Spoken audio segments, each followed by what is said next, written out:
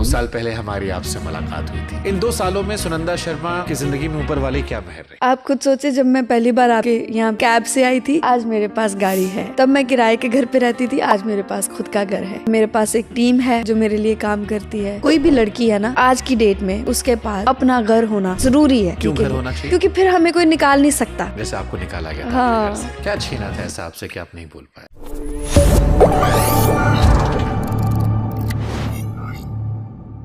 2 साल हो गए हमें। 9 साल पहले हमारी आपसे मुलाकात हुई थी जी। 2 साल में स्टूडियो काफी कुछ बदला है। मुबारकबाद सबसे पहले आपको, बड़ा प्यारा स्टूडियो है। जिंदगी में क्या बदला? जिंदगी पूरी पूरी बदली है। शुक्र है लेकिन उसका, बहुत बहुत शुक्र है। वो मेहरबान है मुझ पे, उसकी नज़र संवली है मुझ पर।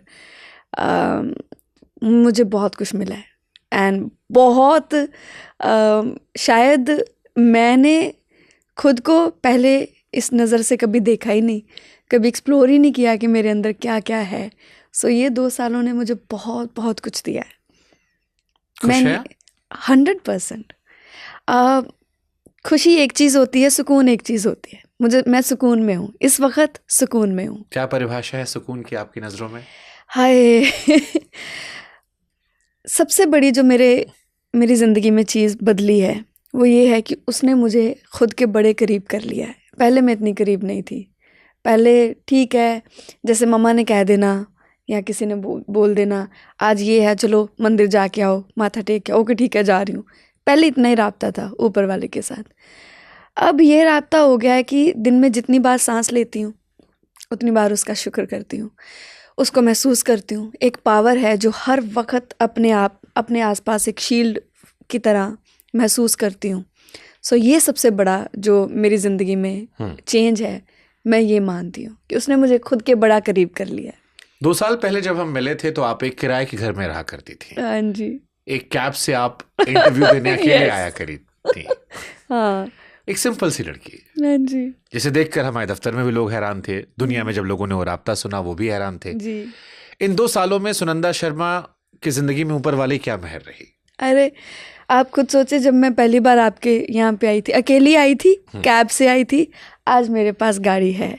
चाहे छोटी है, कोई भी है, लेकिन गाड़ी है। तब मैं किराए के घर पे रहती थी, आज मेरे पास खुद का घर है। एंड अब मेरे पास एक टीम है जो मेरे लिए काम करती है, मैं उनके लिए काम करती हूँ। और बड़ा कुछ बदल गया है। उसने स्टेबिलिटी दे दी। सबसे बड़ी जो बात है, वो सबसे जिसको मैं इम्पॉर्टेंट मानती हूँ वो ये होता है, कोई भी लड़की है ना आज की डेट में, मैं उसे मानती हूँ कि उसके पास अपना घर होना बहुत बहुत लाजमी है, ज़रूरी है, होना चाहिए। चाहे आप कोई छोटा घर रखें, चाहे बड़ा घर रखें, लेकिन आपके नाम का एक घर होना बहुत इम्पॉर्टेंट है। हर लड़की के लिए होना चाहिए? क्योंकि फिर हमें कोई निकाल नहीं सकता। जैसे आपको निकाला गया था अपने घर से, है ना? कितनी बुरी बात है फिर आपको कोई निकाल नहीं सकता, फिर वो आपका घर है। That's why. सब कमा लिया लेकिन आंख में आंसू आ गए घर से निकाले जाने को लेकर। हाँ, भूले नहीं हो अभी तक? बोलूंगी भी नहीं कभी भी नहीं। खैर ये तो चलती रहती है। अभी तक किसको? जिन्होंने दिल दुखाया था। क्यों माफ क्यों करना है? किस लिए? दिल में बोझ रखे क्या मिलेगा? बोझ नहीं है कोई, माफी नहीं है, बोझ थोड़ी है। इस चीज का कोई बोझ थोड़ी है कि किसी ने क्या किया है, कर दिया, कोई बड़ी बात नहीं है। माफी आप तब देते हैं किसी को जब किसी से गलती से कोई चीज होती है। जिसने जानबूझ के किया वो माफी का हकदार नहीं है, वो नहीं है। कई बार हम इसलिए भी माफ कर देते हैं कि हमें खुद के साथ शांति चाहिए। वो तो चाहिए, वो तो कर दिया, वो एक अलग मसला है। आप इसलिए भी किसी को माफ़ कर देते हैं कि आपको अपना सुकून चाहिए। क्योंकि जब आप किसी चीज़ को, किसी ग्रज को लेके चलते हैं अपने साथ, तो आप अपनी बहुत सारी चीज़ों को कॉम्प्रोमाइज़ कर रहे हैं। अपने चैन को, सुकून को, अपने आप को, अपने जहनी जो सुकून है, इसको आप कॉम्प्रोमाइज़ कर रहे हैं। मैं नहीं कहती कि आप माफ़ ना करें, माफ़ करें, भूलें ना। क्योंकि मैं जैसी इंसान हूँ, मेरे साथ मसला ये है कि आप मेरे साथ कुछ भी गलत कर देंगे, आप मुझे थोड़ा सा प्यार से बुलाएंगे, मैं वैसी हो जाऊंगी आपके साथ। तो वैसी ना हो आपके साथ, उसलिए मुझे वो याद रखना बहुत ज़रूरी है। किसी के लिए ग्रज नहीं है, किसी के लिए बुरा नहीं है, रब राखा कोई गल नहीं, पर भूली नहीं हूँ, भूल सकती भी नहीं हूँ। क्यों भूलूंगी मैं? क्या छीना था ऐसा आपसे कि आप नहीं भूल पाए? आज तो सब कुछ वापस मिल गया, ऊपर वाले ने सब दे दिया, गाड़ियां आ गई, घर आ गया, लोग जान रहे हैं, शोज हो गए, शोज पे दाम बढ़ गए, फैंस बढ़ रहे हैं। क्या ऐसा था उसमें जो छीन लिया गया आपसे, जो आज तक अंदर चुभता है और आंखों में झट से आंसू ले आता है? जो मुझे अपनी शोहरत से, अपने माँ बाप को एक वो दुनिया दिखानी थी, वो मैं नहीं दिखा पाई अपने फादर को। वो चुपता है या मेरा प्यार, जो मैंने इतना प्यार दिया है, उसको एक्नॉलेज नहीं किया गया, वो चुपता है।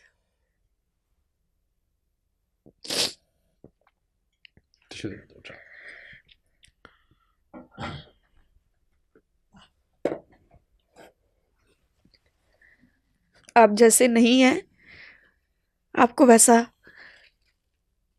कोई दिखाने की कोशिश कर रहा है, क्योंकि उसके पास पावर है, उसके पास पैसा है, वो दिखा सकता है 4 लोगों को 4 पैसे देके कि इसके खिलाफ ये बोले, आप इसके खिलाफ ये बात करें, आपकी गरिमा को चोट लगती है, वो चुपता है। पैसा क्या है? पैसा कोई बड़ी बात नहीं है। आप ही के शो पे मैंने बात बोली थी और बहुत लोगों ने सुनी थी ये बात। पैसा कमाना बहुत आसान है, इंसान कमाना बड़ा मुश्किल है।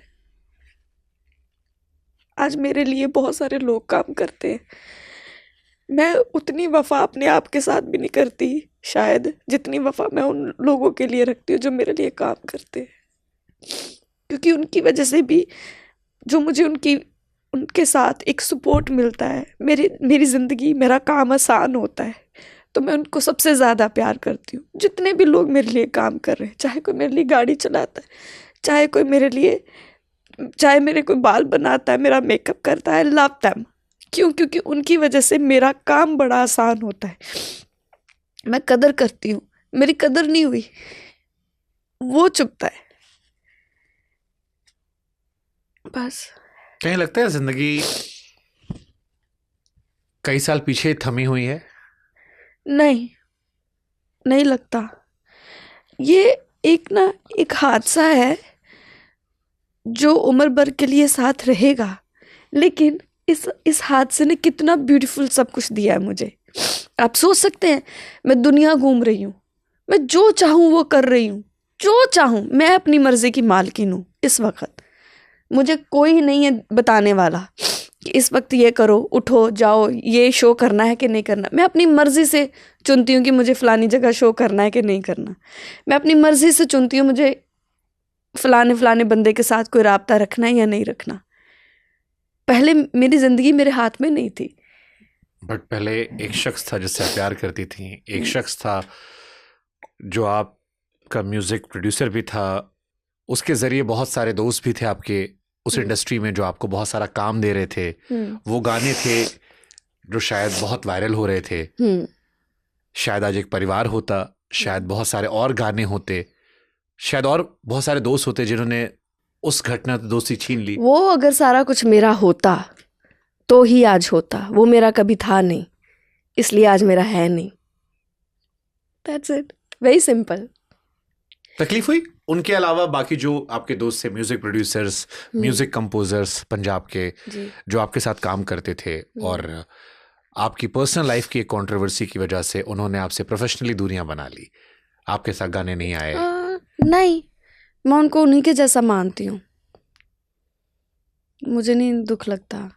दुख तो मुझे उसका लगेगा जिसका मैं कुछ सोचूं उसके बारे में, कोई इंसान है मान लो, और वो कुछ निकल जाए, उसका दुख लगता है। जिसका पता ही है, हमारी पंजाबी में बोलते हैं, एक को थाली दे चट्टे बट्टे ने, ना कि गुस्सा करना है सब एक ही हैं।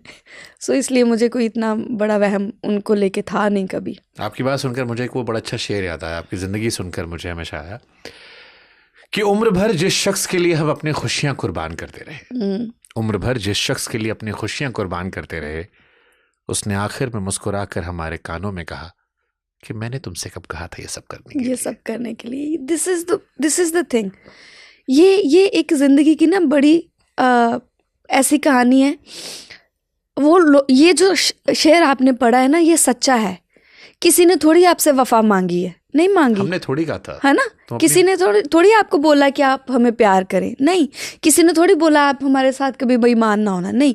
ये आपने खुद चुना है कि मैंने इसके साथ बेईमानी नहीं करनी। तुमने इतना दिल लगाया, तुम्हारी गलती थी, ये हमारी गलती, किसी की गलती नहीं। समझदार थे ना, हाँ। हमने उतना ही रखा जितना तकलीफ ना दे। यस, इसमें अगले की कोई गलती नहीं है। गलती हमारी ये है। कहते हैं गिवर्स जो होते हैं ना, उनको भी अपनी लिमिट पता होनी चाहिए, बिकॉज टेकर्स की उनको लिमिट नहीं पता। जो देने वाला है ना, जिसको भगवान ने बनाया है कि तू जा अपना प्यार बांट, दया दे, सबको प्यार दे, वफा दे, उसको भी एक वक्त पे अपनी एक लिमिट जो है, एक बाउंड्री है, वो बनानी चाहिए कि मुझे किसी को अपना प्यार, अपना सुकून, अपनी कोई हदें जो है वो किस लेवल तक देनी है। क्योंकि जो लेने वाला है ना, उसकी कोई हद है नहीं। ज़्यादा मोहब्बत भी कई बार इंसान के दुश्मन बन जाती है, हमेशा ही बनती है। हमेशा बनती है। एक्चुअली मुझे लगता है जो इनोसेंट हार्ट्स है ना, जो भोले भाले लोग हैं, इनकी दिक्कत है।